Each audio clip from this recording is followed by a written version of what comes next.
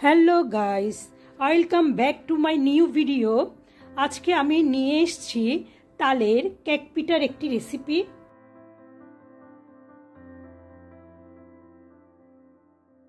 এরপর নিয়ে নিয়েছি 1 কাপ পরিমাণে, এখানে 2 কাপ চালের গুঁড়ো, এটা হচ্ছে চালের গুঁড়ো। তারপর নিয়ে নিয়েছি তালের পিউরি, তারপর নিয়েছি কলা কুচি করে, নারকেল কুচি, তারপর নিয়েছি আমি এখানে আধা কাপ পরিমাণে ময়দার গুঁড়ো, বেকিং পাউডার আর প্রয়োজন মতো চিনি। এবার আমি এইসব উপকরণগুলো এখানে মিক্স করব। এবার আমি ময়দাটা চালের গুঁড়োর সাথে মিক্স করে নিব। এরপর তালের রস দিয়ে প্রথমে আমি অল্প পরিমাণে তালের রস দিয়ে মাখাবো। এরপর আমি বাকি রসগুলো দিয়ে দিচ্ছি। এরপর দিয়ে দিচ্ছি কলা দিয়ে আমি একটু মাখিয়ে নিচ্ছি। দিয়ে দিচ্ছি নারকেল। এরপর দিয়ে দিচ্ছি পরিমাণ মতো চিনি, চিনিটা আপনারা আপনাদের স্বাদ মতো দিবেন। এরপর দিয়ে দিচ্ছি 1 টিস্পুন বেকিং পাউডার। এবার আমি সব উপকরণ ভালোভাবে হাত দিয়ে মাখিয়ে নিচ্ছি। দিয়ে দিচ্ছি 1 টিস্পুন লবণ।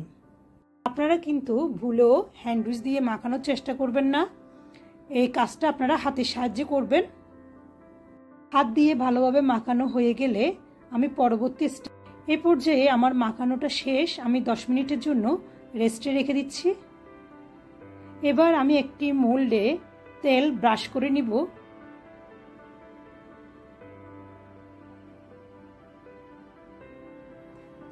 এবার পিঠার মিশ্রণটা আমি মোল্ডে ঢেলে নিয়ে নিচ্ছি।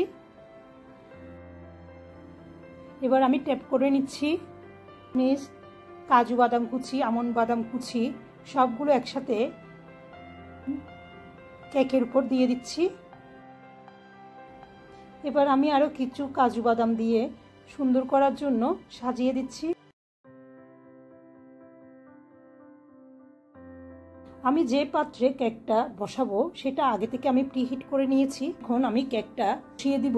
এবার আমি ঢাকনার যে ছিদ্র আছে ছিদ্রটা বন্ধ করে দিচ্ছি একটা কাগজ দিয়ে। ফিরে আসবো 30 মিনিট পর। পর্যায়ে চুলার আঁচটা মাঝারি থেকে আরেকটু কম পরিমাণে থাকবে।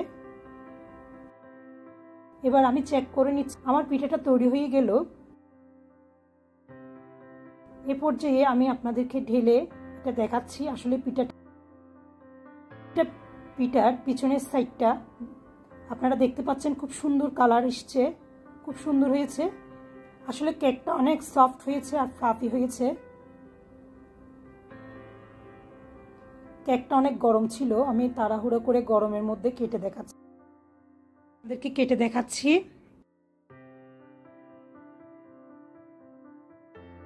কেকটা অনেক সুন্দর হয়েছে আর ফ্লাফি হয়েছে, সফট হয়েছে।